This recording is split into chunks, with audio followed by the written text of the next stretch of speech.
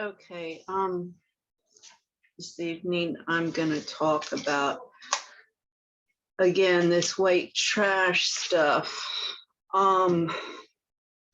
This is really a theme that keeps coming up in what I'm looking at. Oh, I didn't bring this over. The Camelot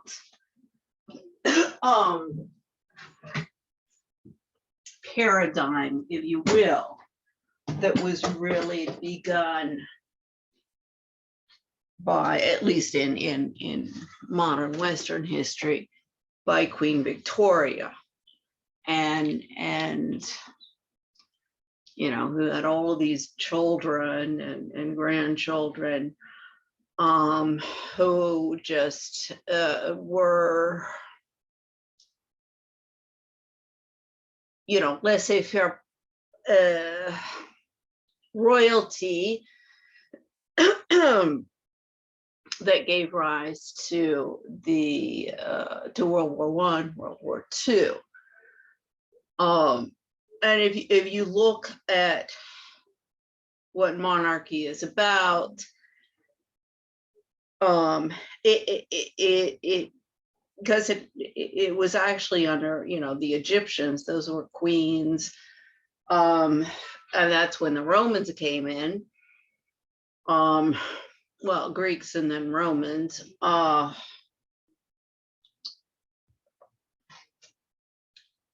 Yes, that's kind of the First Reich, and ideas of democracy, which were never implemented properly and became an empire with the Romans. That gave rise to the feudal system. I mean, you know, it was because it was the lord or you know, the different, because it would be townships, regions, and that's what gave rise to the feudal system, the knights, and protecting against the Romans. And if you go throughout Europe, particularly, I mean, I'm most familiar, of course, with Spain and France, but it's amazing, these tiny villages that are just concentrated. Everybody lives together and tiny streets, and then the countryside, because these were fortresses, the people would live in here, and then they would cultivate the land around them. But there were so many invaders coming from the south and the north. I mean, you know, you get farther up to the north, and in fact, England, that was, oh my goodness, if you look at the English history, that was very, very bloody with the Nordic influence there.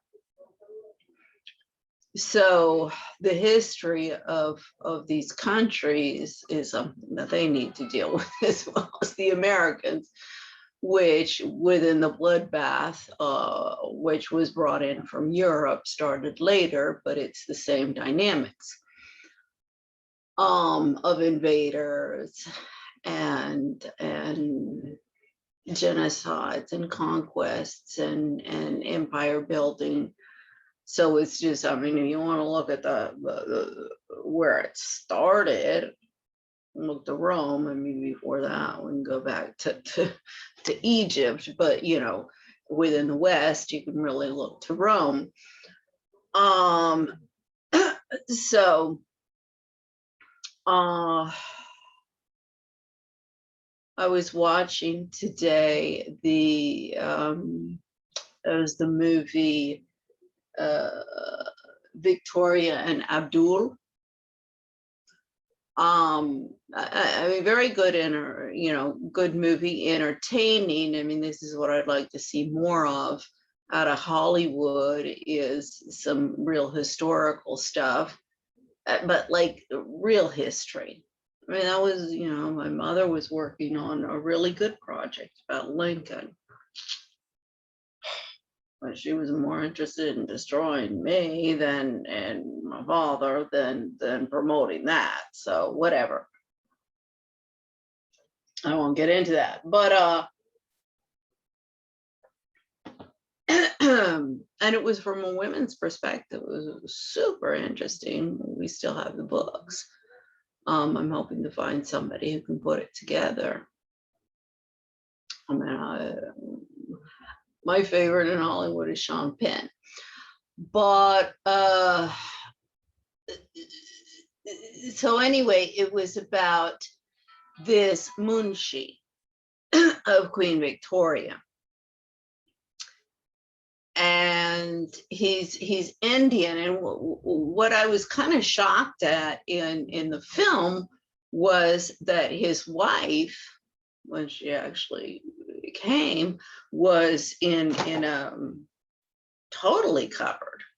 I mean, totally covered, like in Afghanistan, because oh, don't even get me on the whole chador and all of that stuff. I mean, I always laugh. I say, "Ooh, the French are going to take away my nationality one day," when it goes public of what my position on that is, because I was always scandalized that the girls in public school in France could not wear the chador at school. And I said, wait a second, this is religious expression. So that's protected under that. Also, it's a form of dress. My Lord, you let them come in there with all sorts of other stuff, but these girls can't wear that. I got you on 2 points. And I said, if a girl is wearing a cross, I mean, I have a cross. It's an amethyst that I did. But I mean, how shall I say? I've always been agnostic. I now believe in God and that whole spiel, but I find the Torah, Quran, and Bible fundamentally the same in the principles. I mean, I've never read either one in its entirety. I mean, like the Torah and Quran, I don't think anything, but I know what they're basically about. And the fundamentals of those religions, and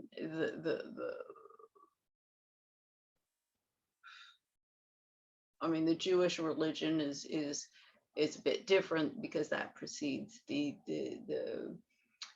Muslim and Christian religions. So, but the message is all the same. I mean, go back to the 10 Commandments and puts it in a tweet for everybody who can't understand anything more than that. Put it in today's context, but so there anyway, I diverge, but so this is all so this Munshi thing, it shocked me that his woman was completely veiled, because he's from India, and the Hindus, Hindus are not at all like that, not at all dressed like that. But then, and I said, well, is this just some discriminatory propaganda against the Muslims? But then I did Google him, and he is from a Muslim family, And but see, the thing that shocked me was that he had a turban. Because I don't know about the turbans, but I didn't think that there are women wearing the whole garb. I'd have to investigate that. But this was so it is worn by Shia Islams. I guess I need to find out exactly you know, the different stuff. But it is Shia Islam's, so that does make sense that his wife would be completely covered. So I was like, oh, okay, wow. See how you can jump to conclusions by looking at stuff like that. And I mean, I know my forte is in the West, but I do know a lot about the Middle East and Asian cultures and garb and cuisine and oh, cuisine. Ugh. I mean, I the more Middle Eastern cuisine, the Asian cuisine, you know, I'm willing to try anything. And this is what real culture is about. And class. I keep on, oh gosh, I keep on going back to this in my head with this book, and then I'll get into reading this because I've been looking at so many different stuff. There's the Gabby Petito case, the Landry case. Oh, that's so sad. So sad. You know, what I believe happened there really spoiled little girl. And, you know, money, money, money.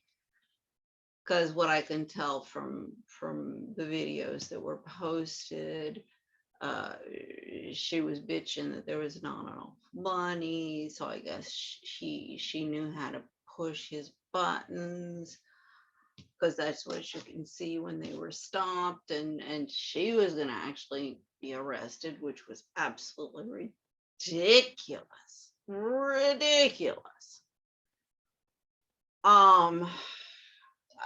For the altercation, I mean,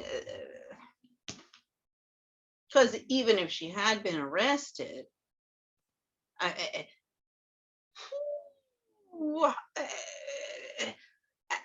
that wouldn't have solved the solution. That would have sent it down.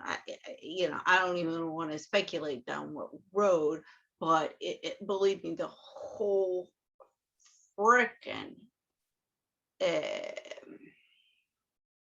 how shall I say, hierarchy of system that needs to be addressing this is from the cops all the way up the chain of command, going up to the very, very, very top, the presidents and all that vaina in Colombia.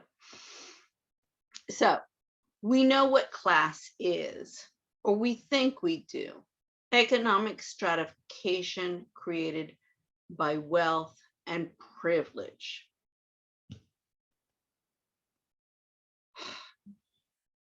But that is not class. And it was interesting. I'm looking into this woman,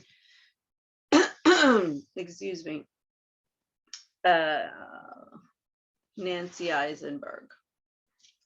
Now, she is at LSU in Louisiana, which is in Baton Rouge. I mean, I have cousins who live there. One has been in real estate, and I mean, he's because my mom is much younger than her siblings, was my father. She was much younger than her siblings, then she was the last to go, and my father as well. So all my cousins are like 10, 15 years older than I am. But I mean, he's within the real estate. He's, with the real estate association. And I mean, oh Lord, with Louisiana, I was like, oh my Lord. I am all over the map with Louisiana as much as I am with Spain. And high level people. Oh yeah, because that gets into my parents' story, which is, I don't even go there because my ex used this against me, I know, and everything. I never have really told people about my family because if I told them what I know, and I still have many, many, many questions because the corruption there in Louisiana goes up to Edwin Edwards. But there's still many questions to be answered. And through the years, this stuff has been pieced together. This started back in the 80s when I was still working for Senator Bennett Johnston. But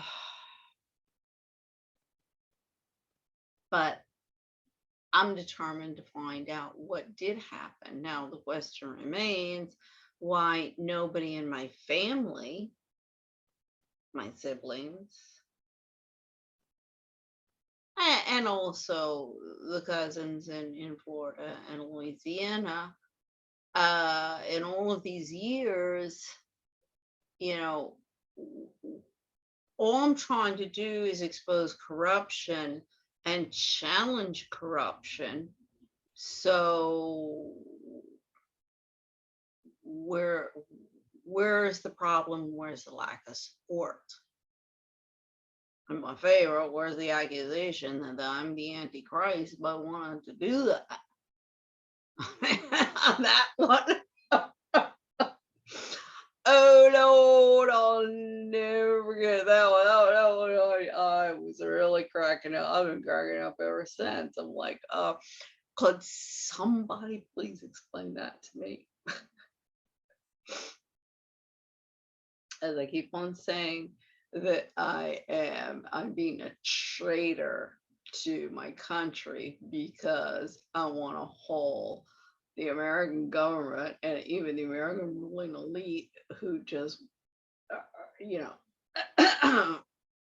extremists on the right or the left, to the international court and shame them and hold them to account.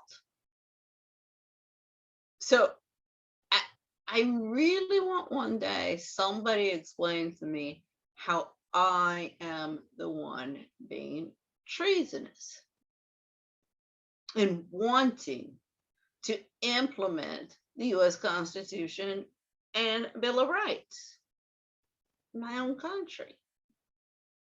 That's all I'm trying to do. And if everybody will do that, I'll be happy to go to a little farm. As I say, I'm what is it, Cincinnatus? I want to be here.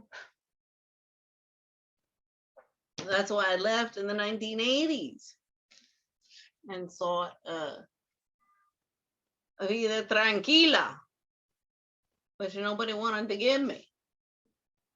So whatever. So Louisiana, she was Rutgers. Rutgers, I know, is, where is that? There's someplace in the north, isn't it? Yeah, it's New Jersey, which of course is Ivy League. University of Wisconsin, less familiar with, but I'm pretty sure it's because you have the echelons. of universities, colleges, community college, and it definitely helps to establish the access into better jobs, more money, and into this grappling the ladder success. You know, and everybody's so concentrated in that. I mean, the Andrew Cuomo and Kerry Kennedy Camelot is a perfect example.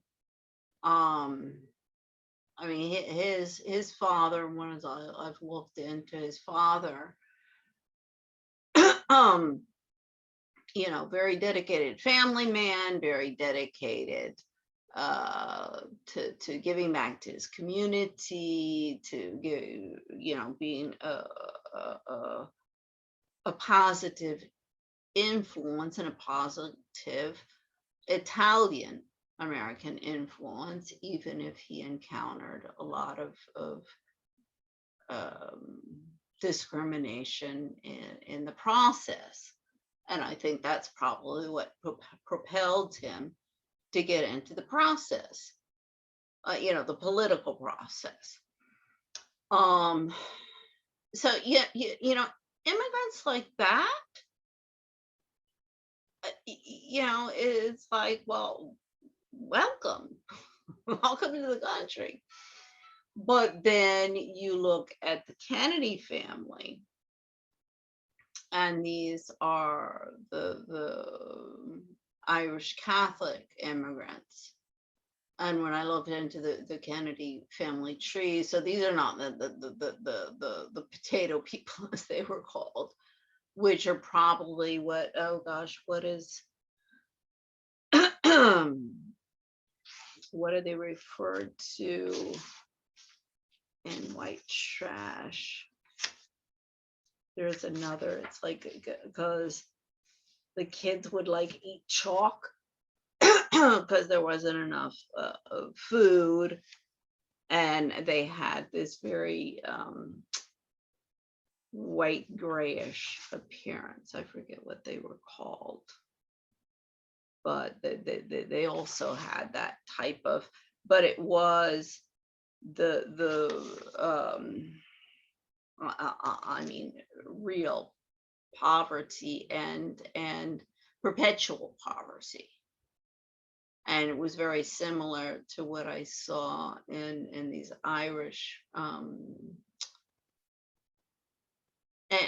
those weren't Catholics. They were like pagan or something. I'm not terribly clear on where their religious stance were, but they were definitely, you know, the not organized, and just as long as they could party and have enough to survive, they were content within their lot. I think that was the group, of course, that because, you know, their diet solely consisted of potatoes. And I think those were the ones who were particularly, you know, devastated and with extreme high death rates in the potato famine. But this is the time the Kennedy, this was PJ Kennedy. So this is Joseph Kennedy's father, which is Kerry Kennedy's great-grandfather. And he came from Ireland. He had been, he was the third son of a farmer. So, you know, these people had land, but I don't, you know, I think they were just, you know, they were not big estates owners. And he was the third son, so he's not going to get the land, you know, he's not going to get the farm, so he's got to learn a trade. So he learns how to build these casks for, I mean, I forget what they do in Ireland. If it's whiskey, I'm not sure. Sure, all of it, but I think most of it is, because I know they do whiskey. I mean, in Scotland, it's different, and because you have the different grains. So he had learned that trade, and then he had followed the person who taught him that went to the Boston area, so he followed him there, established himself there, and I'm pretty sure, if I remember correctly, brought his girlfriend, and they got married. You see this all the time. These guys have to go and establish themselves and be able to provide for their intended before she'll, her family, I'm sure, or she will make passage to go, and then they get married.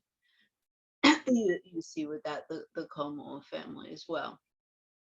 Although the Italians, and I still have to look the difference between, because Cuomo's family is from the Campania region, whereas you have the Sicilian influence, which is a whole other can of worms. So I'm not really sure. I want to look at more in what was, because that's from Naples, and more about Naples history, because I think the Borgia family and what was the other one? Because I'm trying to think if I think they're more from Venice than from Naples. I have to look into, because that's something I look into in the banking system, the origins of that extensively. So I'm gonna have to look in a little bit more in the history of Naples. As I say, I look for these historical films because they're a lot more entertaining than some documentary, and be nice to see more of them, but based on real archives and well researched, rather than just the 1930s, La Vie en Rose, and even the 1950s. And, there are a lot of, I've always been a fan of the cinema. And there are a lot of great things that came out of those eras from the beginning. My Lord, I love Charlie Chaplin. Of course, people are not going to go and watch Charlie Chaplin in the cinema today, but also you have to imagine what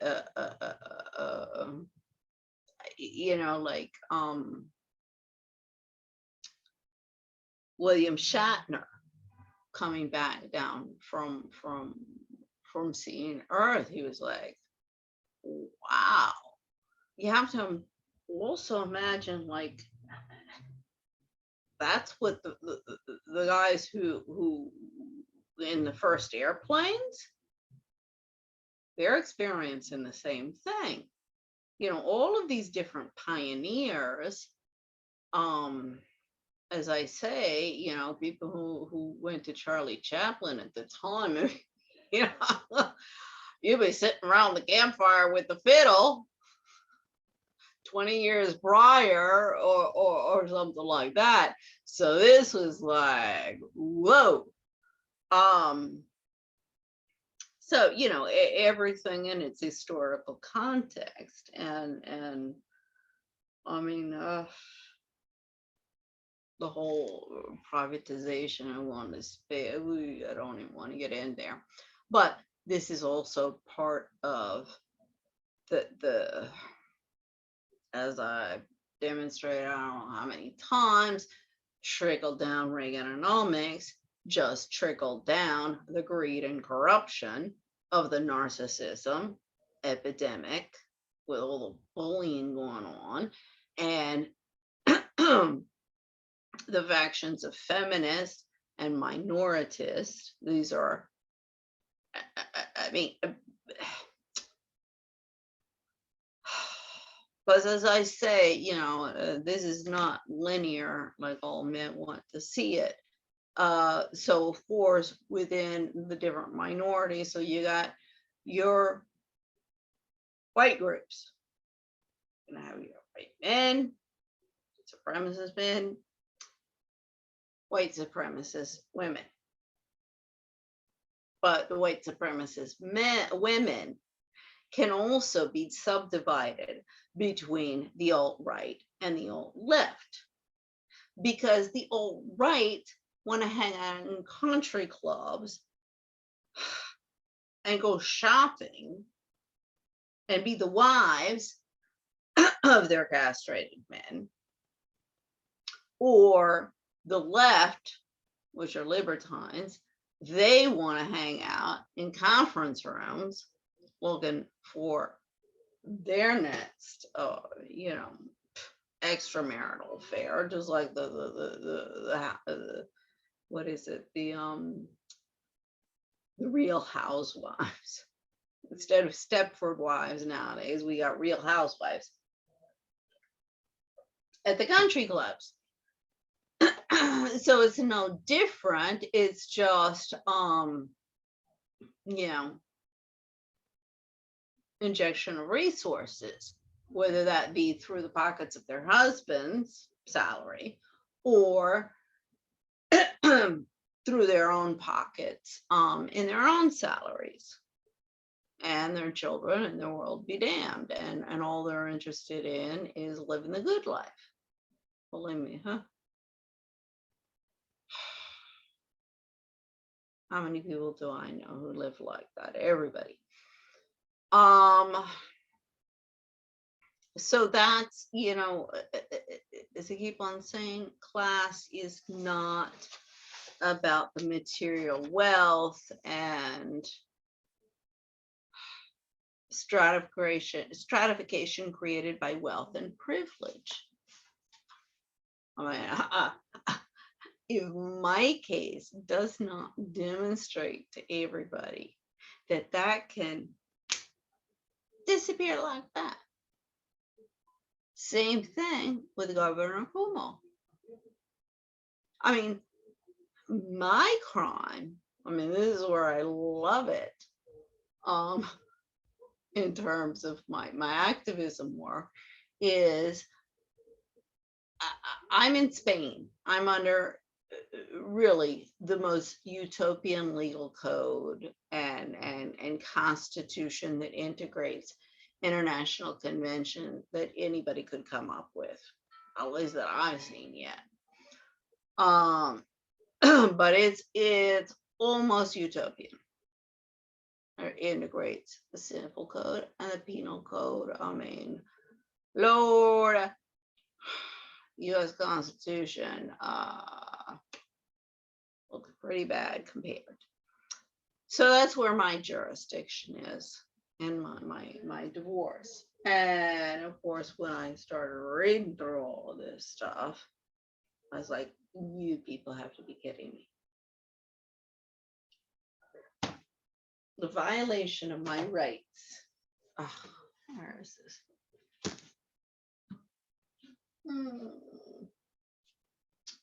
Oh, here it is. It's on the back.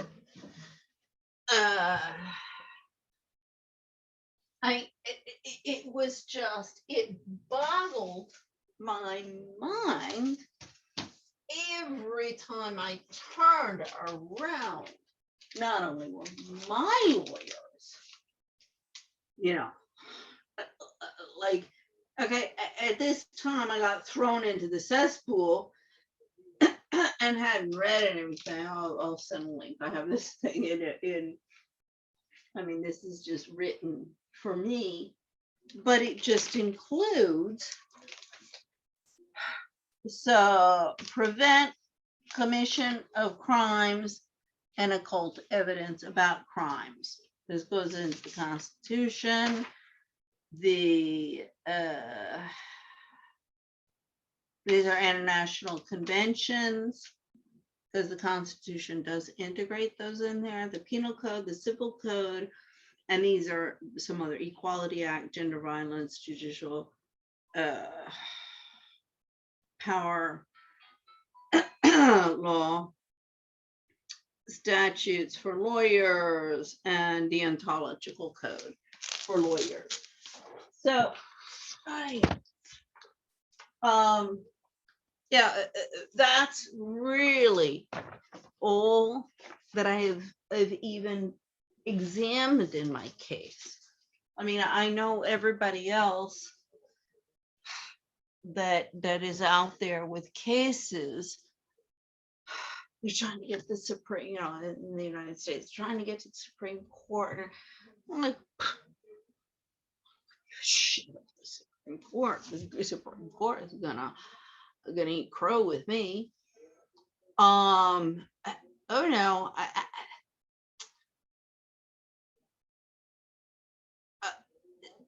see, this is where I guess my perspective in all of this comes from, you know, La La Land for these people.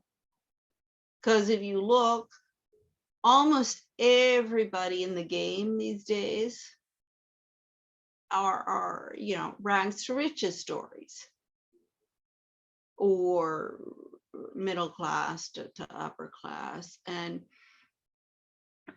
I mean, in my family as well. I mean, my you know, both my parents, these are from you know, middle class families. I mean, my grandfather, he was the first white lawyer to successfully defend a Black man in the Deep South. That was 1910. And then he came to Washington. Congressman Taylor was very impressed with his argumentation of the case, which, you know, Booker T. Washington and W.E.B. Du Bois had taken more interest, and maybe we could have avoided a lot of, you know, stuff with affirmative action if they'd looked how he'd argued that. And how shall I say, what I'm arguing is equal rights for all, not privilege or wealth for one group over another group. And that's fundamentally all I'm asking. I mean, you know, as I keep on saying, if anybody gonna, you know, explain to me where I'm wrong in my argumentation, or where I'm wrong in my ideologies of what democracy is about, and justice and all of those things, I'm perfectly willing to sit down with you, whether it be on a podium or one-to-one, and discuss it. But shut up, stupid. You don't know what you're talking about. You know, you need to go out and, you know, concentrate on getting a job and not ending up on the street. Well, you know, of course, this has been the end game, because if I get marginalized, canceled, marginalized, and silenced by all of the upper crust about no, la vie en rose n'est pas aussi en rose que vous le croire.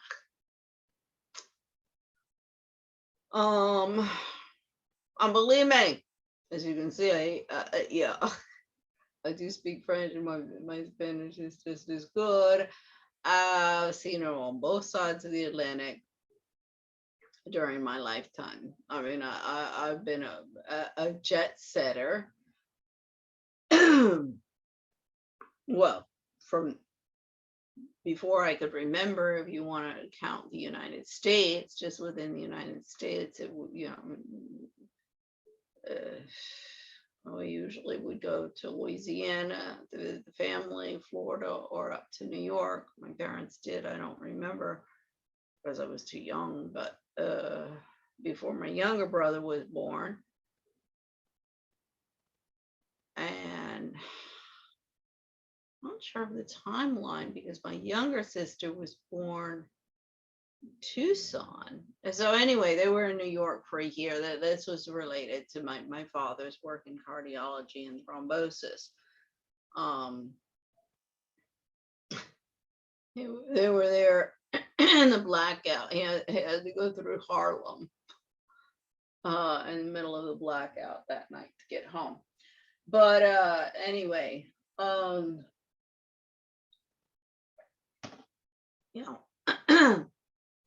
for example, for me, New York, we would go to New York. I mean, we went a handful of times, or San Francisco.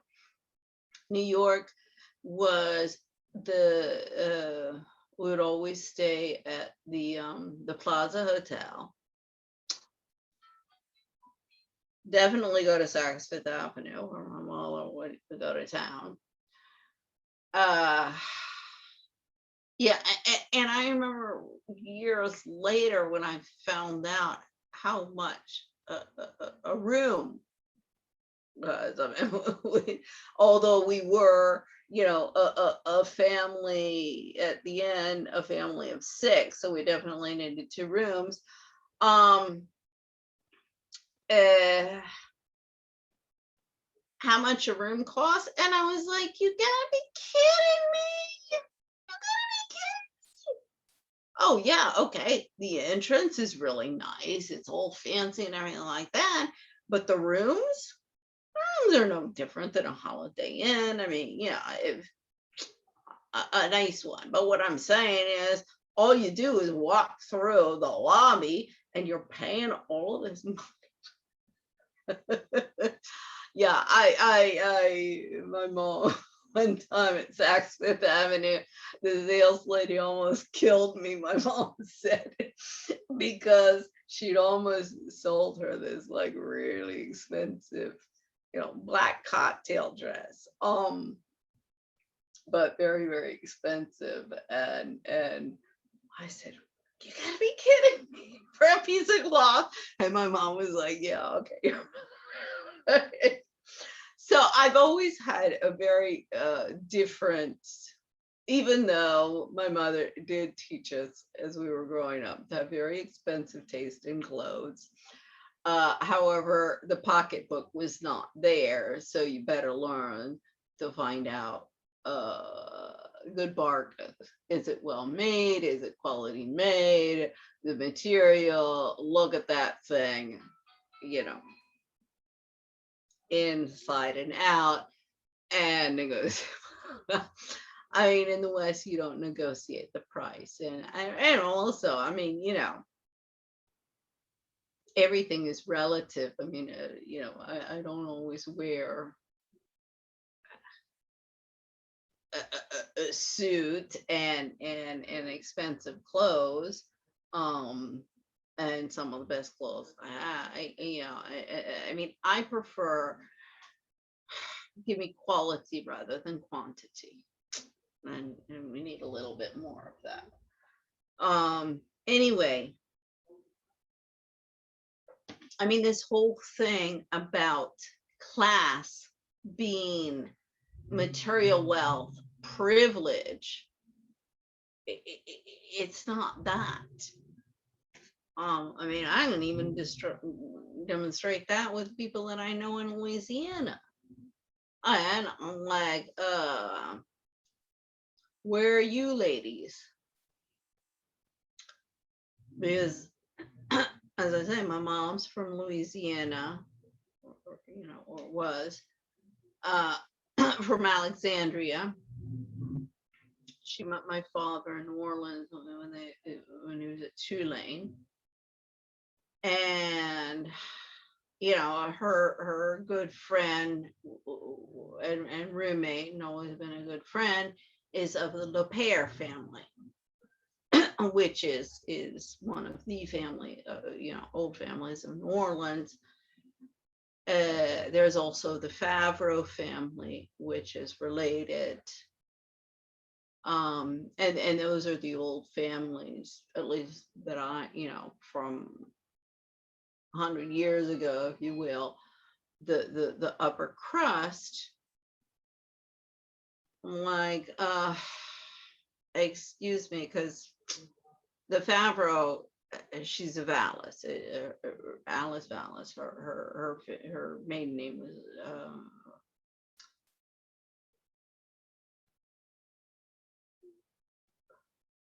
I'm confusing now. Mignon Favreau, and then the LePere. So Alice Vallis is LePere. Tika, Michael, Stephen. What's going on in your estate? Mignon Favreau, what's going on in your estate? I mean, I know Mignon and Tika. I mean, I know they I forget if they're like, I think Mignon is in Atlanta and is connected to Lee Topping Brady, who's also in my connections. See it all. I believe me. I mean, a globe trotting across the world. I know a lot of people in these networks. Now, Lee Topping Brady is the daughter-in-law of Secretary of Treasury Brady. So I'm gonna go there, but and then there's Senator Bennett Johnston, who I worked from 1981 to 1985. And Hunter Johnston, who I've been contacting for the past 15 years, requesting assistance. Nobody wants to get involved. Nobody knows how to deal with any problems in their personal lives or professional. And I got this document across the board. And Twang and Campbell, in their book Narcissism Epidemic, demonstrates, problem with the narcissists is they don't know how to deal with any problems. And I can show with my three siblings, they're a big problem.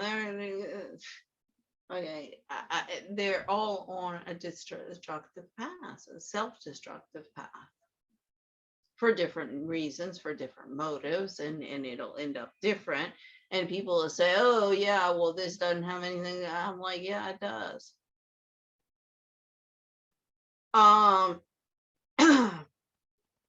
And it's all, everyone I know, it's just living the good life and having $1 million home, so you have lots of friends.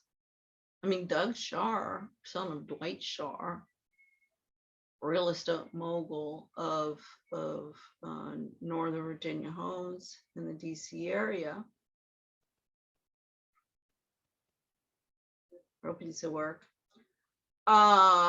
Even told me, he said, yeah, your friends are your friends because you got $1 million home, or your parents do. They can come and hang out and party at. I mean, I was even told back in the 70s when I lived in Europe and in England, oh yeah, Americans are really nice, but they're very superficial. And over the years, I've had to agree. And it's gotten worse and worse and worse and worse. I mean, that's one of the reasons that I also moved back to Europe. in the 80s, after being, just disgusted what I saw on Capitol Hill, then the financial markets, I learned a lot. Mom was always like, intellectual curiosity. Ugh, it made me cringe. She was writing the rhetoric, but she nor anybody else I know, yeah, I haven't chased the dollar, I haven't chased the euro, I haven't chased any of that. And everybody, for that, I'm a failure. I'm like, see, that's because all of you guys have a very, very, very dysfunctional idea of what success is, what failure is, what class is. Because class is not having fancy homes, not having fancy cars, not sending your kids to fancy schools, or going to fancy restaurants when you don't even know how to boil an egg.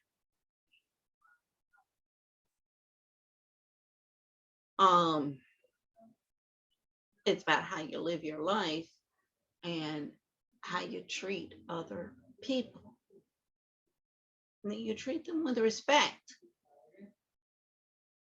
And that you set an example in the way that you dress. Oh my Lord, the America. I mean, I'm sick and tired of every young person out there. I mean, even Britney Spears, she liberated herself by showing some nude picture of herself. I said, little girl, that's not liberating yourself. That's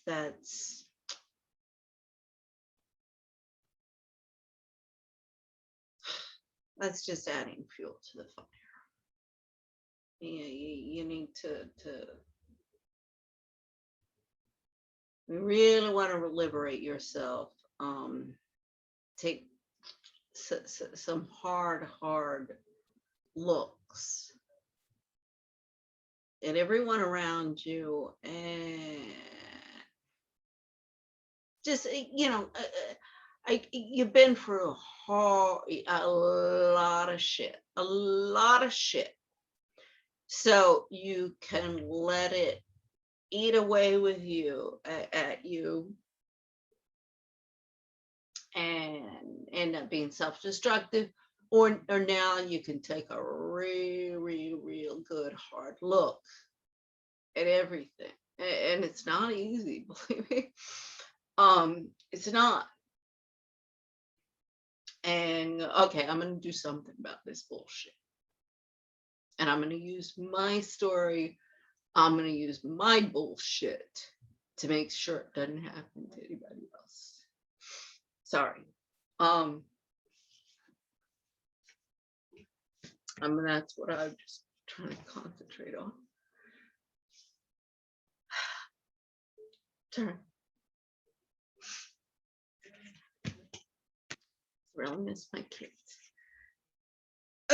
So this I wanted to, okay, I've already gone on for about 20 minutes.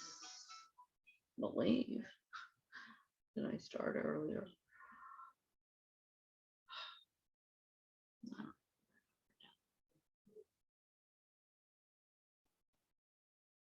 Okay, I'll read a little bit about this, and I think I'll take it into the next one.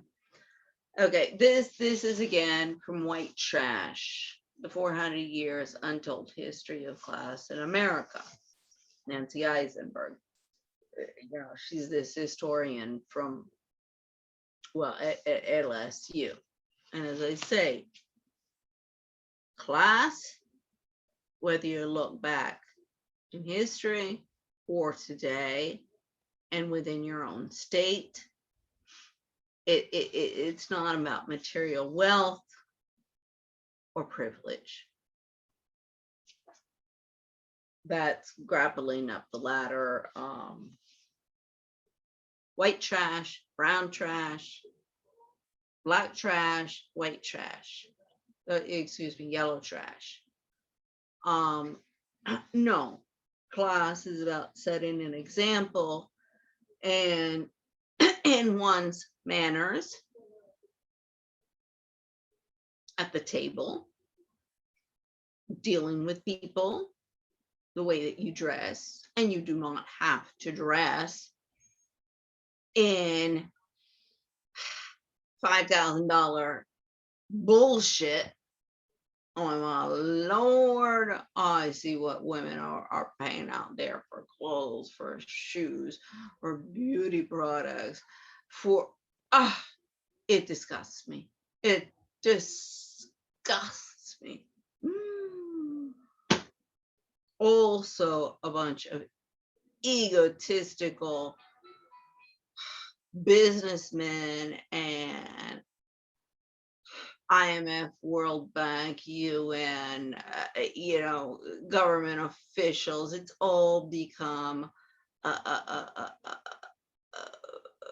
Hollywood platform, and show up with the stupid dumb blonde, and you can get anybody to believe anything.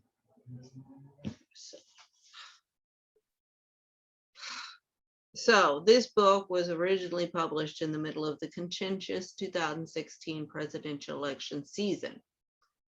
By describing historical patterns, it had the effect of bringing some clarity to the otherwise feverish rhetoric model.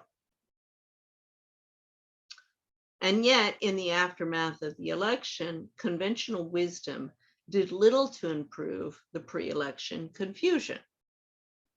As ABC reported, Donald Trump's shocking electoral success represented the triumph of class over identity. So, yeah, I think I'm going to cut this real short on this one because I got a lot of comments. I keep on failing to understand this jargon, and this is where another thing. I'd like to be up on a podium, and the fact that I'm not in the media and any other think tanks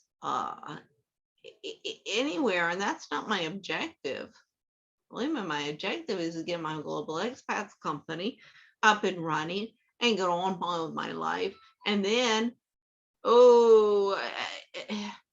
everybody's sitting on a $10 billion lawsuit. So, I will be empowered financially to do what I really want to do and implement these changes in educational systems and within the expat wives and the ruling elite, and it's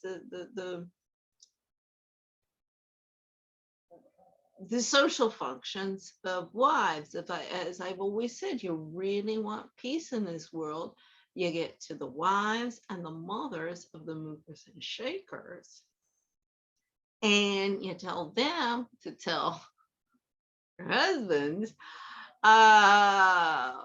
unless you want to forfeit dinner and sleep on the couch, you better get your shit together. That's how you solve the world's problem. I mean, it's a simplified, tweet, but you bring that to any of the politicians, any of the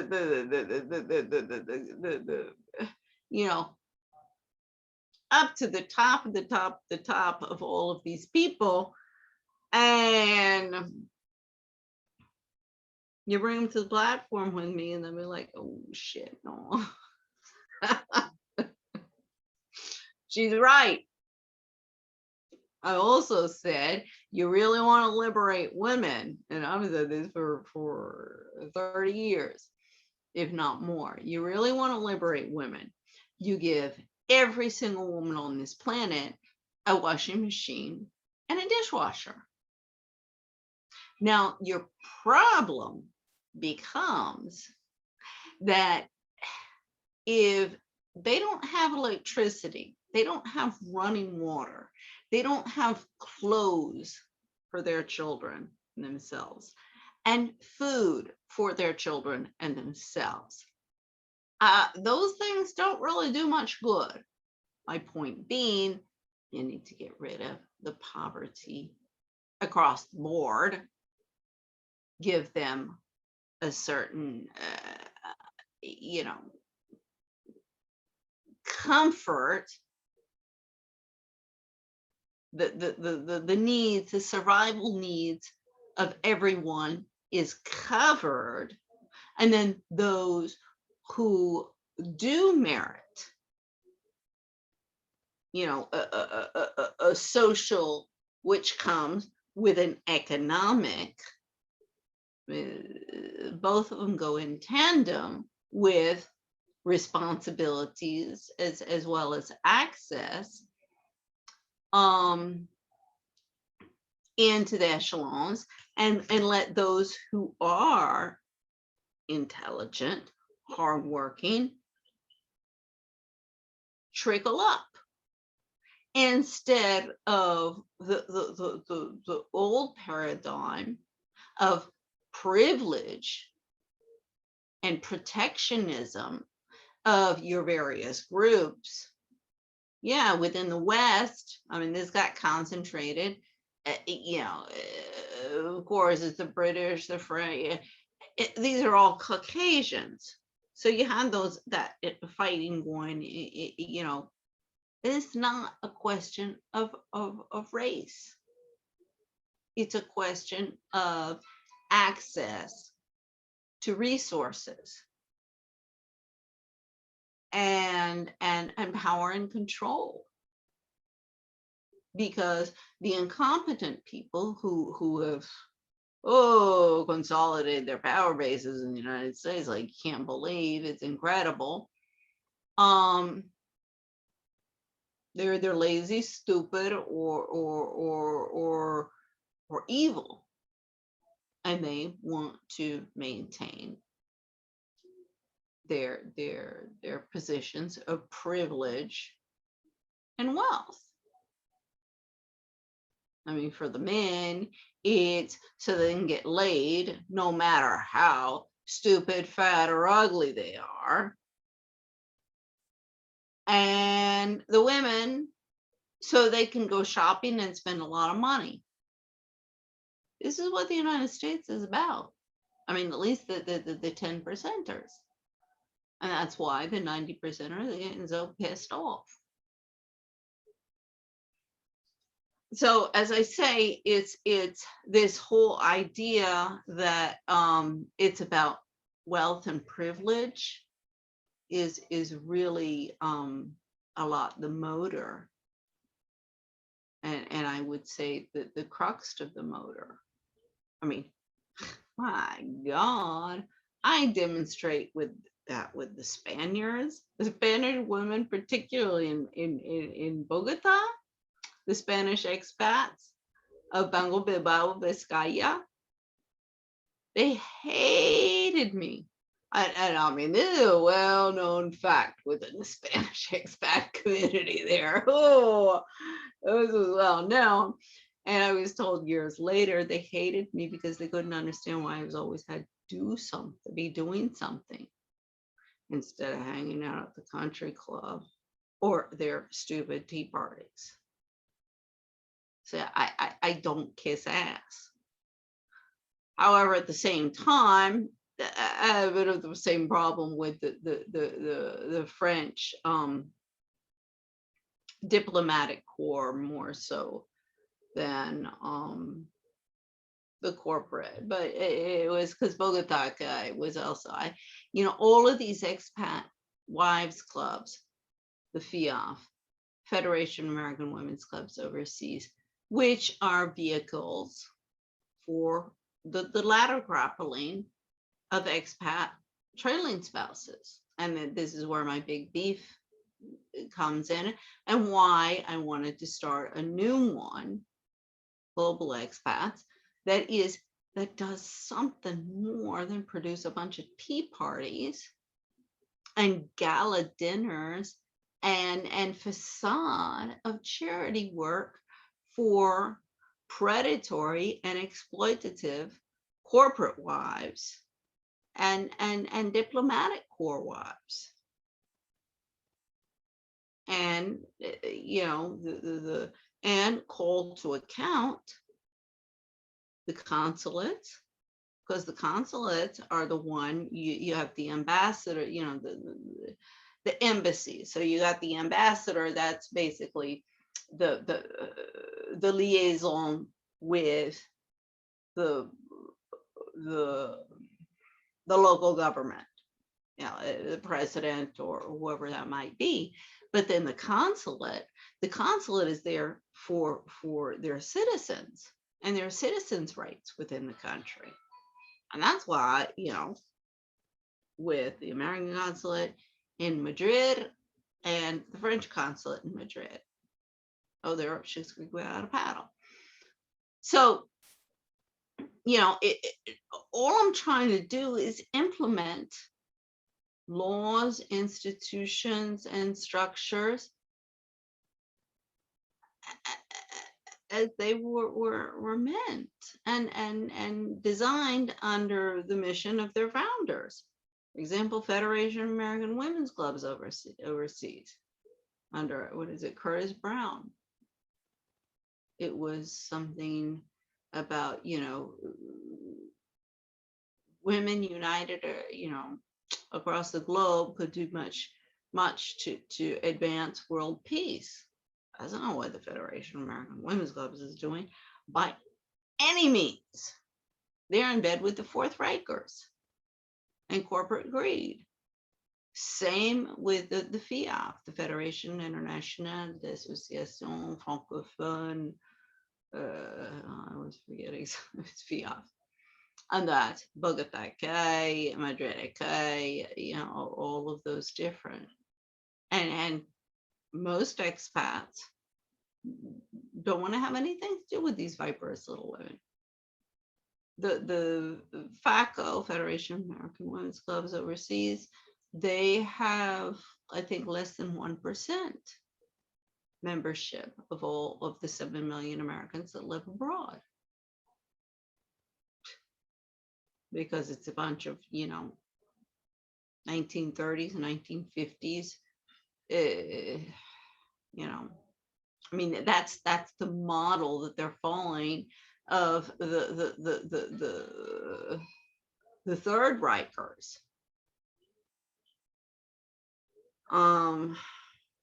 So, you know, this is why I came up with a new organization that, oh Lord, you know, if I have to dress and put on all the gala stuff and you know, as I say, I mean, oh, I'm pissed off about because my clothes were a collection. I mean, you know, not my everyday wear, but things that I would have to wear to any kind of formal, as I say, you know, could be a luncheon as much as a dinner party, but you have to dress the part.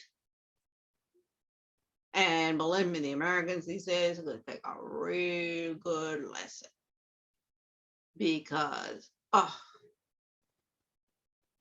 it really is an embarrassment. A lot of what you know, the American women are promoting as fashion, and the Europeans are as guilty, and just looks like something out of the red light district.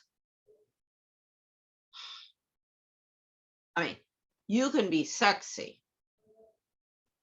and I'm talking, you know, yeah, you go to you're wearing a cocktail party dress. It's not the same gala dinner or a suit for a horse. It's very different in what you're going to be showing.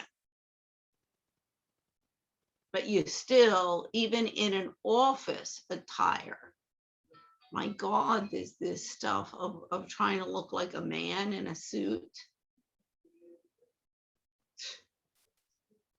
Stupid. stupid and ridiculous.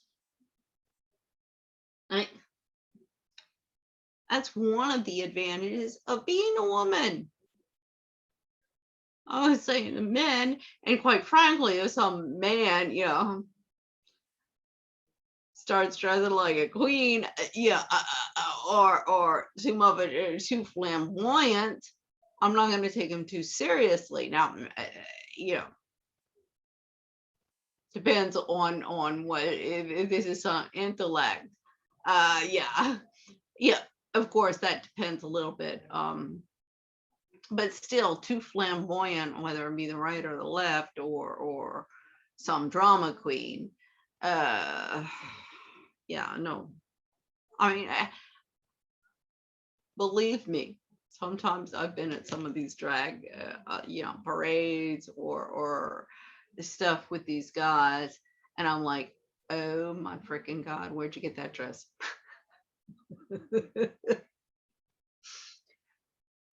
So we do have a common ground, but in an office situation, for example, that's not appropriate. I mean, you see what I'm talking about here?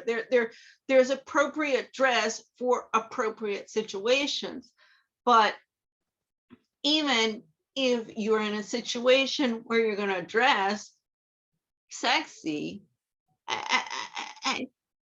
ladies, this is where we do have an advantage with the men.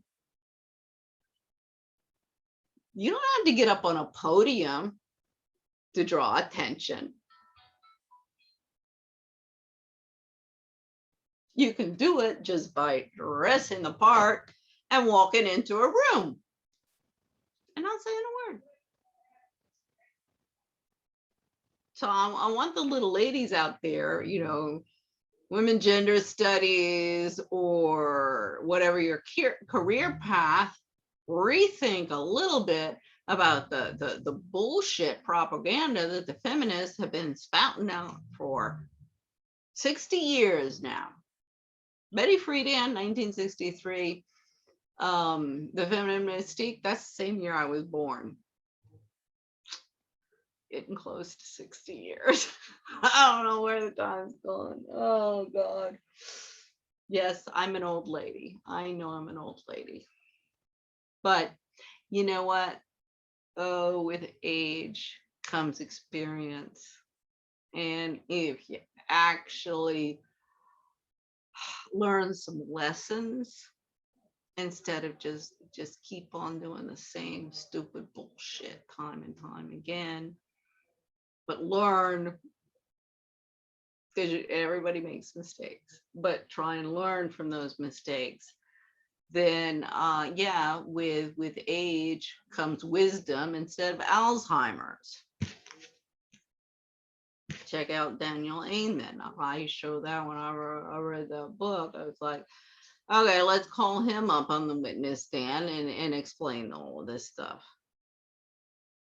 I mean, all I've been doing for, everything that I say and everything that I do, it's like, wait a second, this is based on, okay, a little bit of common sense when I'm arguing my own case against the court.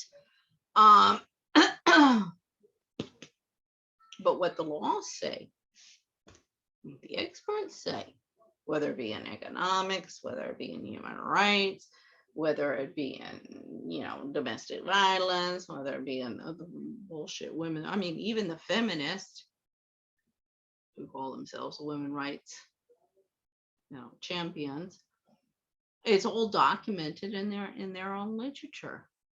Everything's documented in the literature. That's why I keep on reading from everything and saying, well, see here, I'm not some crazy wacko bitch.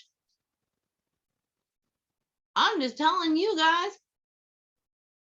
what you produced your entire careers and making a hell of a lot of money and having, your $1 million homes so everybody kisses your asses and producing. So stop calling me stupid. No.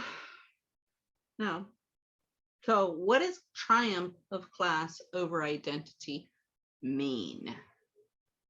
I wish somebody could clarify that this whole identity thing is. It made no sense otherwise to analysts caught short.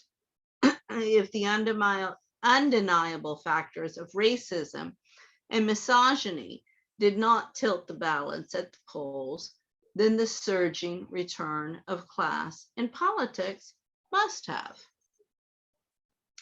Searching for explanations is natural, but ABC did as punditry is wont to do and produced a false dichotomy in its efforts to find a simple answer. Sorry, I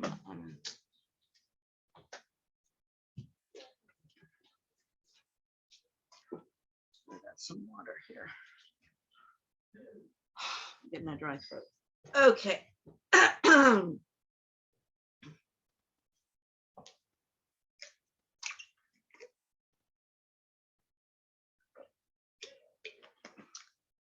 The truth is, it's not one or the other.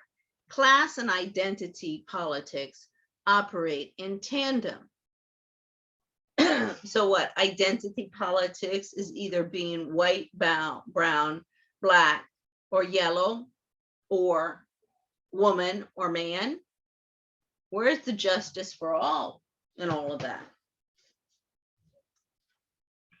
The fundamentals of the Bill of Rights and the US Constitution. No, it just proves my point that each faction, each one for himself. While it is true, and while each group needs a voice to express their opinion and their issues, each voice needs, each group needs a voice.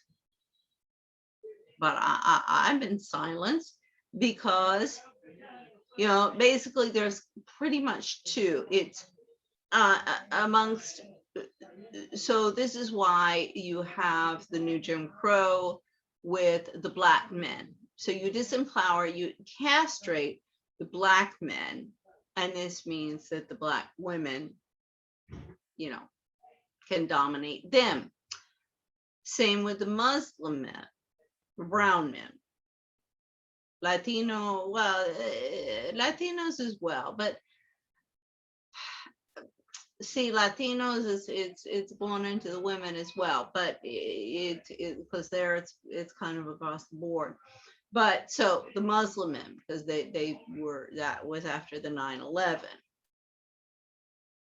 which, still a lot of questions to answer who was behind that, because of course that did ignite the escalation of racism in the country against the Muslims, and Guantanamo Bay, and a whole lot of human rights violations going on there. So you disempower, you castrate those men, of course, this leads to domination of the Muslim. And I mean that you see this as well with the Hindu women. I mean, this I show throughout the IMF with there. You've got amongst the Hindu, that's Adrian Thapa, Sharmini Curry. She's Sri Lankan. I'm not sure exactly if she's Hindu, what she is, but I think Hindu. Then within that, there's Gita Ravindra. She's the mediator at the IMF. But then I show how also in that case you have the Muslim women, because there's and another Hindu, I think she's Pakistani, and she's head of HR at the IMF, Kalpana Kochar. But then another gets implicated, this at policy levels, because she started the Institute for Capacity Development with Charmaine Curry. That's Nimat Shafiq. She's the director of the London School of Economics now. And she had been at the European Central Bank, where now Christine Lagarde is the head. I mean, you know, as Michael Lewis told Christine Lagarde at the October, this was the annual meetings 2016, in their one-on-one interview, he asked her, he said, you know, so this was their efforts to show that they're liberal while they're ousting me and blacklisting me from attending those meetings. I mean, you know, it's like the right hand doesn't know what the left hand is doing, and this finger doesn't know what that finger, but I know what all the fingers and toes are doing in that place, and it's not a pretty thing. They're all coming down. So Michael Lewis asked Christine Lagarde, he said, you know what, normally when a woman who's put into positions of power, it's usually because they're looking for a fall guy. And she had no idea what he was talking about. He did. I did. I don't know how many other people out there did, but I certainly did. And I was like, Christine Lagarde, you have it so set up, it's not even funny, and you're from Holton Arms. Oh Lord, that little girl. We're the same age. You know, when I'm like to see you in court on how you're having it all, little lady over there, and let's figure out what your kids are doing, and do they have any children yet? You guys want to do psychological testing to all of us women in the family courts, all of us socialites, trophy wives, and homemakers, and, you know, disempower us through all of your Machiavellian games, seize our assets. I mean, believe me, I'm sitting on a $10 billion lawsuit, but I'm not alone. There's a shitload of other. I mean, I know some women personally, but I know it's the tip of the iceberg.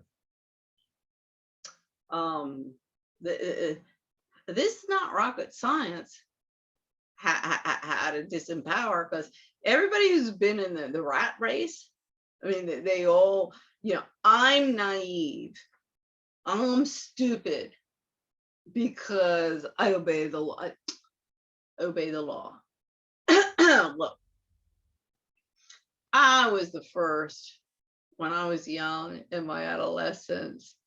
I remember at Foxcroft, a week before I was to graduate, I was saying, I said, I'm gonna get out of this place without even ever having gotten work duty.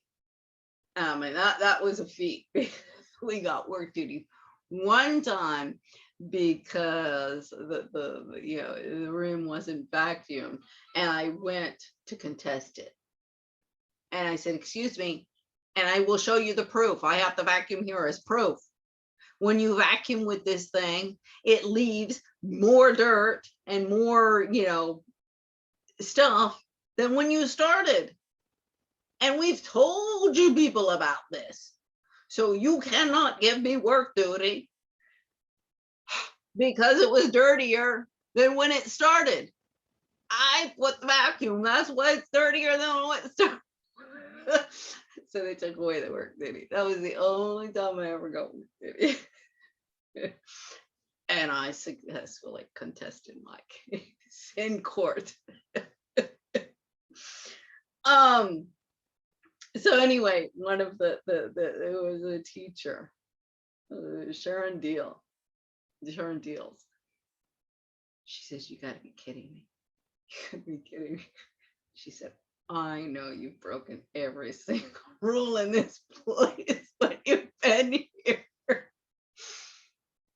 yeah, but I never got caught. So you can't do anything. And when Miss Hanson at Calm Hall called me in, wanted to see me in her office. This was at the lunch announcements in front of the entire school. Now, normally this was because you were in trouble. And Miss Hanson's calling you in. And I'm going in, and I'm like, oh God, oh God, oh God. Not what did I do, but what I had been caught at. And she said, oh, I just wanted to call you in and say what a wonderful job you've done in integrating into the school. I mean, I'm the only American there. I guess that was made me concerned. I don't know. I was blown away. I came out and I said, no, you guys can't believe what she said to me. And we're all cracking up because everybody's worried about, oh my God, what we get caught at. But our shenanigans, that's like going on campus when you're not supposed to, or smoking cigarettes. Okay, if Fox probably got into smoking pot. I mean, if people who, these hysterical mothers who might come to me and be like, oh my God, 14-year-olds, they have green hair, or we caught him smoking a cigarette. I'll be like, is that the worst they're doing? Is that really the worst they're doing? That's what we all do. Don't tell me you didn't do it. You're experimenting. It's cool to smoke cigarettes. Then it's cool to smoke. Well, the pot came in because not only that, it's like, oh my God, to send me out from the crazy wacko parents we all got in the crazy wacko world. I mean, at least when I went to Foxcroft, I was like, oh, thank you, Lord, I'm normal. Everybody's family is crazy as mine. And this is also why I'm not given a voice in the courageous conversations of Foxcroft and within the Foxcroft alumni, but have been canceled. Just like everybody else I know. And this is basically also why I've been targeted for all of these hate crimes, because this is what it constitutes, whether it be at the IMF during my 7-year tenure there as an employee, or the 9 different,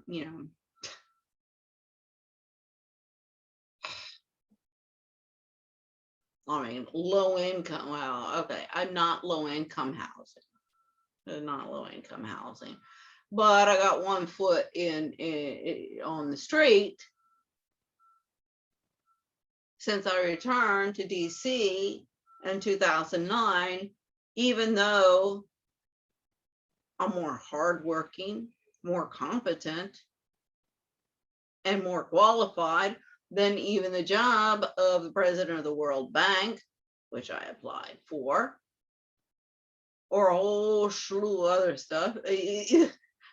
President, oh my God, excuse me. Not difficult to do a better job than Biden and Harris, nor Trump, nor anybody else preceding them. Clinton, I mean, I'm sorry for all of this time, all the years that I was abroad since the 1990s, the end of the 80s. My only defense with the Europeans who spit on our elected officials with good reason, I tell them, I'm like, yeah, but you guys are just the same. Yeah, why the hell do you think I left this cesspool? I mean, this is where with Ingrid Betancourt, she's no different than Betty Friedan. She was a bored housewife who's going to come and get this professional career, abandoning her kids. I mean, what did she really accomplish in all of her years in her career? And then she ends up 7 years in the Colombia jungle, traipsing around, bitching and moaning about being kidnapped and trying to escape. And then, I mean, that there was damage done because it was a false UN, or no, it wasn't UN, I forget. It was some helicopter that was falsely painted. I forget it was Red Cross or UN or something like that, but that's supposed to be neutral, and it was a total scam. Well, that does damage the reputation. I mean, if the real people go in to these situations in the future, they might not be believed and killed. You know, Ingrid and Astrid are just another that I know amongst personally, that I know amongst many of the movers and shakers of the world, the ruling elite, who, you know, I don't know what they think of me. I don't really care. They're going to explain it. You know, why have they looked down their noses at me? Why have they ignored my emails just like everybody else? Because I no longer have $1 million home where I can offer Ingrid a podium for the French expat community because I'm the president of Both the Fat Gay. You know, this narcissism epidemic, and this, you know, with Ingrid and Astrid Betancourt, their father is from Medellin. You know, obviously social climbing. Their mother was a beauty queen, social climber, turned politician in Colombia. Once again, story repeats itself of the dangers of class mobility. And where do we go? Her father, he was here in the 1960s. He came to the United States under some, you know, scholarship, and in fact kind of was, according at least to Ingrid, launched this whole floodgate of foreigners getting scholarships and favoritism and money to study in the United States. And I mean, you know, you even saw this, that was at the IMF 2016 spring meetings that I attended. One of the Middle Eastern guys said one of the problems that we're having with the terrorists, with bombs and stuff, a lot of them are the ones who were educated in the West and these, you know, super exclusive schools with grants, which is, you know, Ingrid's father who started that floodgate. And now they're, you know, of course they didn't make it because, yeah, they know how to pass tests, but you know, either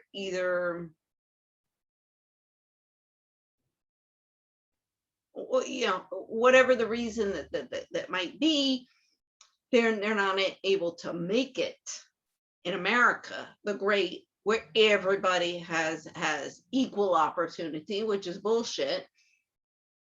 And it's just who you know, not what you know.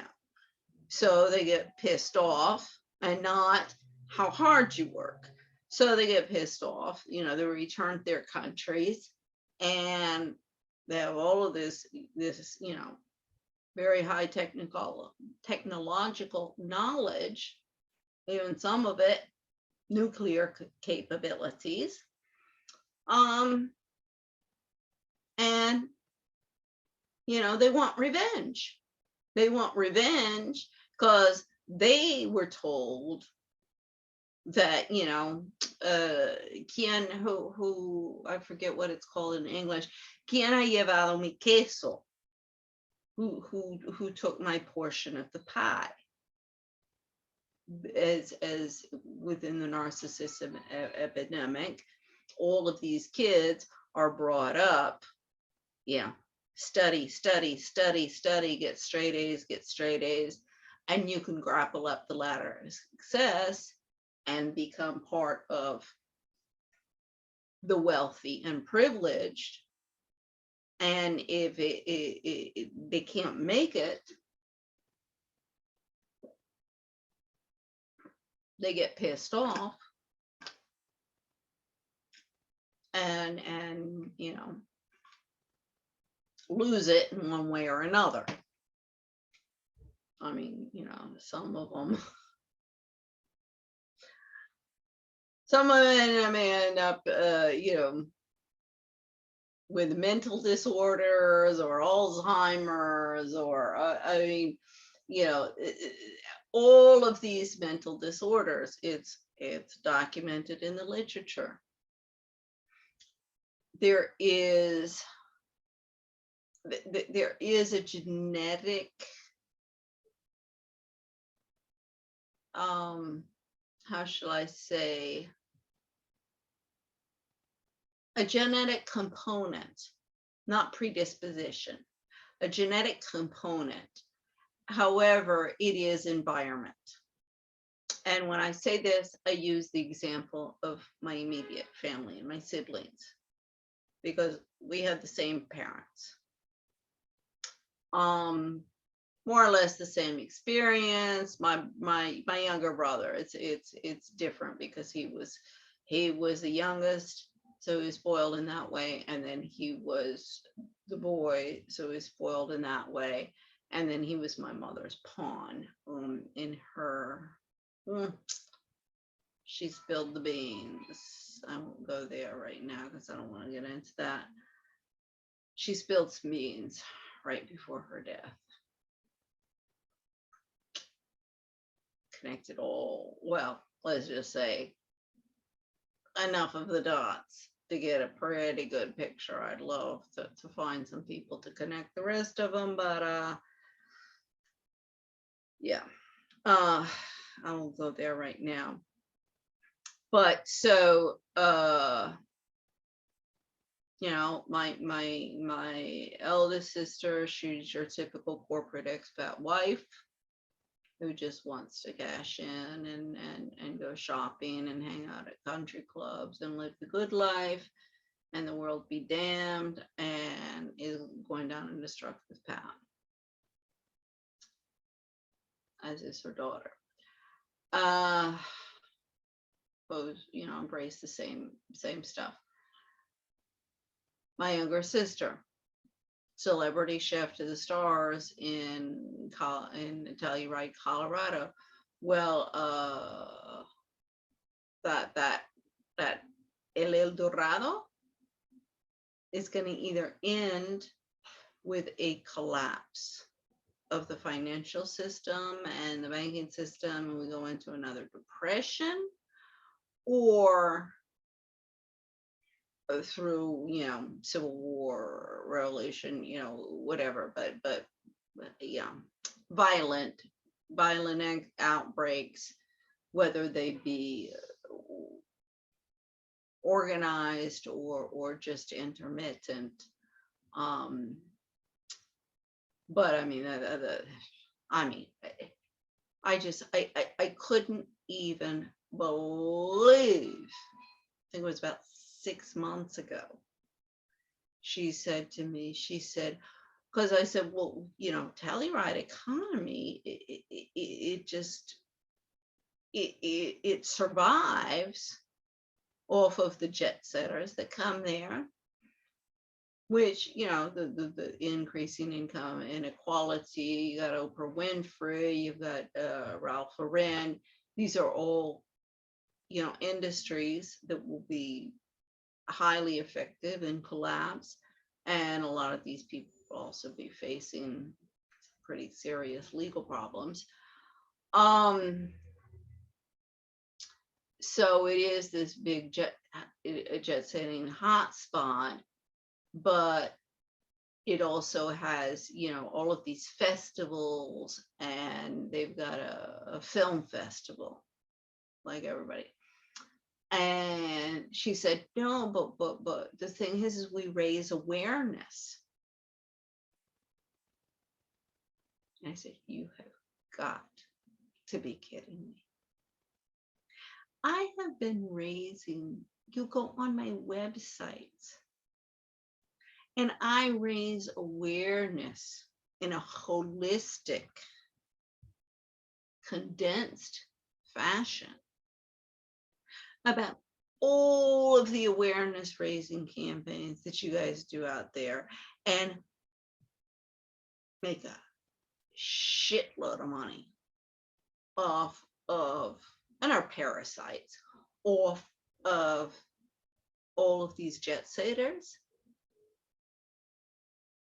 Yet you tell me that I'm stupid and I better give up everything that I'm doing and just throw in the towel and move up to Chicago and try and go and beg for a place to live, stay with my brother and get a minimum wage job and beg everybody to help me stay off of the street.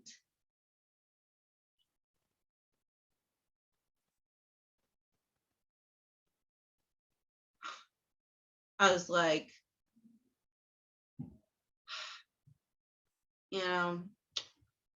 see, the thing is, it's been common knowledge ever since we were little how much my younger sister hates me and resents me. So this gets me back into the Spanish women who hated me because I always had to be doing something. I mean, I want to know Lucy Herman of Stanford Law. Why has she been playing the ignore till she goes away game with me for the past 15 years? I've known her since I was 3 years old.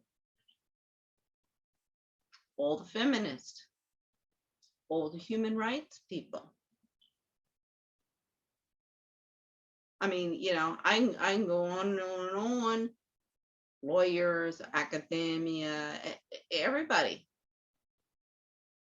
Just ignore. That's not class. Not class whatsoever. You may have fancy homes. Sure, you go out to restaurants all the time because you don't know how to cook, or you think that that's beneath you, even though there are industries of all of these celebrity chefs. Believe me, I'm a better cook than my younger sister.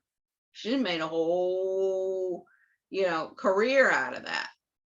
Become a bankruptcy building businesswoman, just like Trump. Just a few less zeros in her debt net, and her con jobs are not as great. But see, this is, class is not conning your way to success so you can have a fancy home, a fancy car, and go to fancy restaurants and jet set around the world, as everybody contends. So that's, that's really the basic premise of where everybody's missing the point on what class is actually about.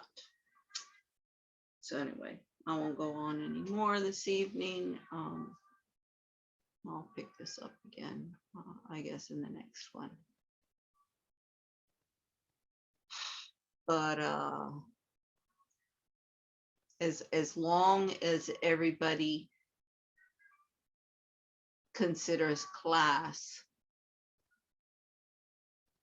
showing how much wealth and privilege that they have, we'll continue on towards another civil war, world war, you know, it just, and the rise of the Fourth Reich, because that's, I mean, you need a population of your ruling elite who's totally self-absorbed in order to bring in you know, military dictatorship. Without that, it's not successful. And that's what's been done in the past, you know, 40, we can go back 60 years, and it's been successful. So anyway,